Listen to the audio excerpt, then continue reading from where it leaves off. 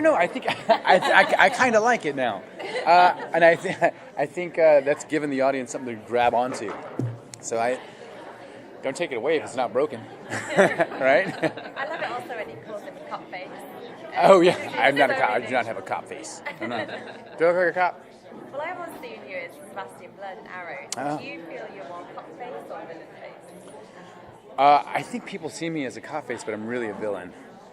One of the questions was, where would you like to see your character go? How would you like? And I think one of the coolest things would be is if, you know, how he always makes these decisions for good reasons, but it always ends up being sort of shady, you know, like shooting a person. I would like something big to happen, like he has to make another choice, and it turns him it just pulls the rug out from everything and turns him evil and dark, and he turns into like the ultimate force villain to reckon with. Like that would be a really awesome thing. Will it?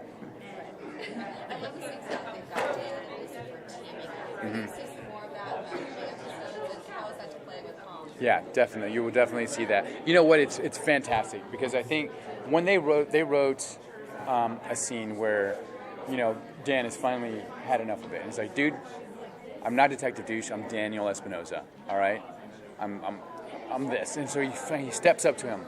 But that opened up a whole new world of Dan stepping up to Lucifer. So now there's all this really funny banter back and forth that they put into the show, and that we also improv back and forth.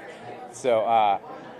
And I think people are really going to enjoy that sort of aspect now. So instead of him being more of a doormat, always just taking the jab, he's like, "Fuck you, dude." You know. And is there going to be any repercussions for Dan when God releases? You know, Dan, he's in the dark about this whole celestial world. You know, so he's kind of like the dumb guy. You know, he's like, "Hey, oh my God, what's going on?" He definitely has encounters with him, but he still doesn't know this world that is Lucifer, you know. And do you like that as for your character to keep him in the dark? Absolutely. Or do you want to know eventually? Absolutely. I think eventually I kind of want to know, but right now it's really good to not know because it gives this guy a lot of just strange, like he's constantly calling him weird because he says weird things, you know. It's like, and to him, and I think it's really funny that he doesn't know, you know. Exactly. He's so logical, right? Like he is like, and then it would just turn his world upside down. Yeah. Obviously, the relationship between Dan and Claire is really important. I was quite surprised when Dan was going to explore that.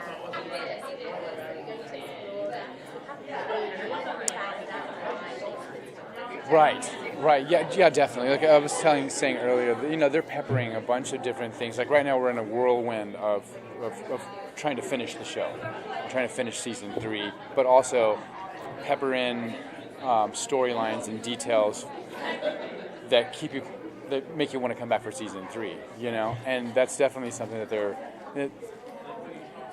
the good thing about getting season 3 is that it gives us time to breathe and deal with them on a slower, more evolutionary sort of level, you know, and let it sort of breathe itself out as opposed to rushing through it.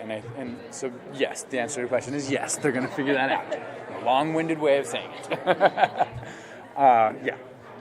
Joe was saying that they're going to concentrate episodes on specific characters when we get to learn more and more about them. Is there a Dan episode? There is a Dan episode. It's not just me, but I'm pretty heavy in it, and you get to figure out a little bit more of how he ticks, why he ticks the way he is, you know, why he's so straight-laced. So yeah, definitely, and I think it's really awesome that they're able to do that, you know, and just sort of give everybody a chance to, you know, be their own person, you know, and let you guys decide whether or not you like or dislike them, you know. And you mentioned as well, because you're not obviously part of the full world of Lucifer yet, who would you like to have more scenes with? I don't know. I love working with Tom and Lauren, but I would love to work. I just did a really great scene the other night with Rachel, and that woman is like amazing. You cannot sit there and look her in the eye without laughing because she's so funny what she does. But she's so great and honest with it, you know. So I think if anybody, I would like to see that relationship evolve a lot more, you know, because we are going to see other worlds. Like I said, they're peppering things in. Like, you know, I do get some moments with Amenadel in this season, you know, rather than they're brief, but they're very meaningful, you know. So you see why those two guys could potentially have a good friendship, or how they would relate to each other. So they're doing a really good job of sort of balancing us all out, but also doing an amazing job of not letting us know what the hell we're going to do next season. So. You mentioned like improv at the top. Is there a lot of room to, you kind of know how Dan is going to be now, you know what Dan's going to say, do you have room in collaboration with the writers? You know what, we do what they write because they're really good at it. Like you don't have to change it because it's so good. But we lay it all down. But the directors and everyone is really good about giving us one take just to do whatever we want. And sometimes it makes it in the show, sometimes it doesn't. You know, but we definitely know these guys so well, and you know we can ham them up, and usually we ham them up and they're like, too much, too much. Can you give us an example of that? Well, usually Lauren and I, we have this really love-hate relationship where we like to just kind of mess with each other and just be mean to each other, but in a loving way, you know? And we do that with our characters as well, you know? And that stuff never makes it into the show. It's like, you know, you'll see us whispering or bickering in the background, but we're really talking about, I can't believe your hair looks that way. It looks terrible. Are you sure they put makeup on you? That's what we're doing. Anything you can tease about the finale of the show? Your socks will be blown off. It's amazing. It's amazing, and you enter into a world that you don't expect. Yeah. And if Detective Dan was going to die at home, like now in Lucifer, do you think he'd go to heaven or hell? Now, if he died now, he would go to heaven. Because he really is a kind person. He has everything comes from his heart.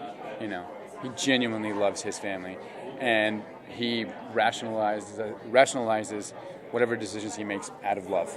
So I think he'd go to heaven, even though he killed a dude. Minor break. Thank you guys.